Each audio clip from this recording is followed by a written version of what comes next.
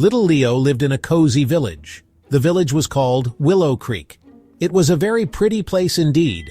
Many trees grew there, green and tall. The most special tree was a willow. It was a very old, wise willow tree. Its long branches swayed in the breeze. They seemed to whisper secrets all day long. So everyone called it the Whispering Willow. Leo loved his village and the gentle tree. Leo had a secret, a rather shiny secret. He loved to collect bright, sparkling things, little pebbles that shone like morning dew, smooth pieces of colored glass from the river, a feather dropped by a bluebird so bright. He kept them all in a wooden box. It was hidden under his little bed. No one else knew about his treasures. He liked to look at them all alone. He did not like to share them, not one bit. The box was full of wonderful finds. There was a button, round and pearly white. He found it near the old baker's shop. There was a marble, swirly blue and green. It looked like a tiny, perfect world, and a tiny silver bell that made no sound. It was a silent, shiny, lovely thing. Leo thought his collection was the best. He would count his treasures every night. It made him feel very rich and happy. Sometimes other children asked to see. "Leo, what have you got there?" they would call. But Leo would just shake his little head. "It is nothing," he would softly say. He would hold his pockets very tight, or he would run away to his cottage. He did not want anyone to touch. He did not want anyone to even look. His shiny things were for him alone. Sharing, he thought, was not for him. One sunny morning, something was wrong. A strange quiet fell over Willow Creek. The birds did not sing their usual songs. The baker did not whistle his cheerful tune. A shadow seemed to drift through the lanes. People started to feel very tired. They coughed little coughs and felt quite weak.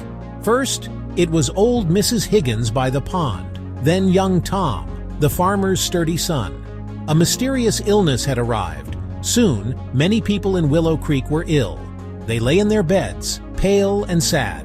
The village doctor, a kind old man, looked worried. He tried all his usual remedies. He made warm teas with herbs from his garden. He gave them special broths to sip. But nothing seemed to make anyone better. The illness was stubborn and quite strong. The villagers whispered with anxious hearts. They did not know what they should do. The days grew longer, and so did the worry. Fewer children played by the stream. The laughter in the village grew faint. Leo's own mother began to feel unwell. She smiled at Leo, but her eyes were tired.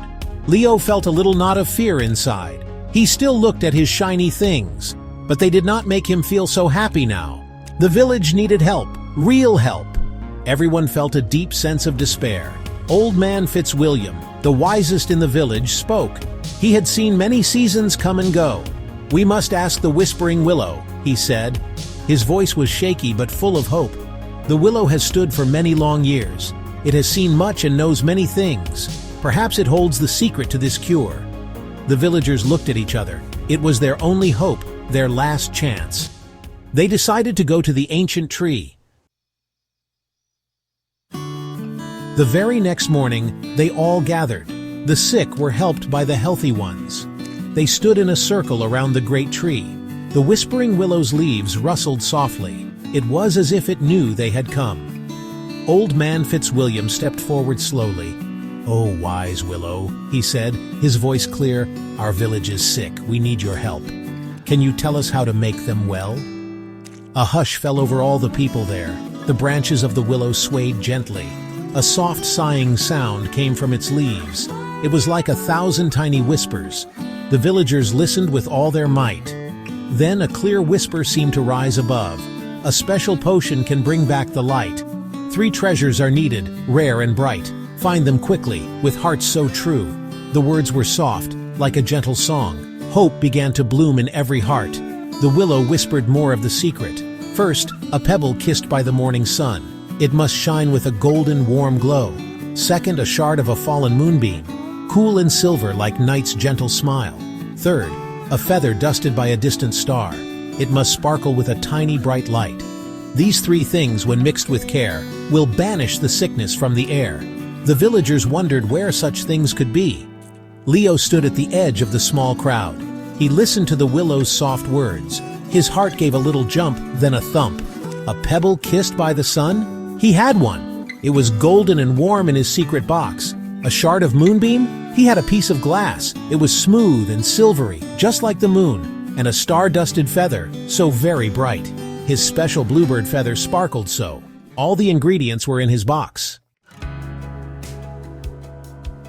Leo felt a strange feeling inside him. His treasures, his beautiful shiny things.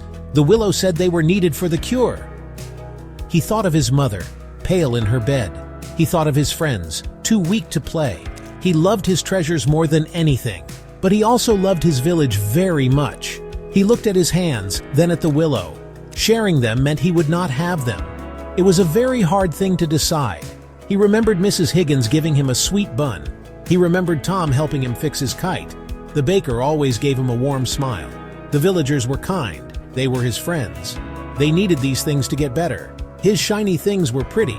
Yes, they were. But were they more important than people? A little voice inside him whispered, "No." Kindness, he thought, might be a treasure too. A different kind of treasure, warm and good. Taking a deep breath, Leo stepped forward. I think I have them," he said. His voice was small, but everyone heard. He ran to his cottage as fast as he could. He pulled out his wooden box from under his bed. He clutched it tightly and ran back to the willow. He opened the box for all to see. There lay the sun-kissed pebble, so golden. There lay the moonbeam shard, so silver. There lay the star-dusted feather, so bright. The villagers gasped, then they smiled. The doctor carefully took the 3 treasures. He mixed them with clear water from the stream. He whispered words of thanks to the willow. The potion was given to all who were sick. Slowly, color returned to their cheeks. Smiles returned to their weary faces. Willow Creek was healing thanks to Leo. Leo learned that sharing felt wonderful. His heart felt brighter than any treasure.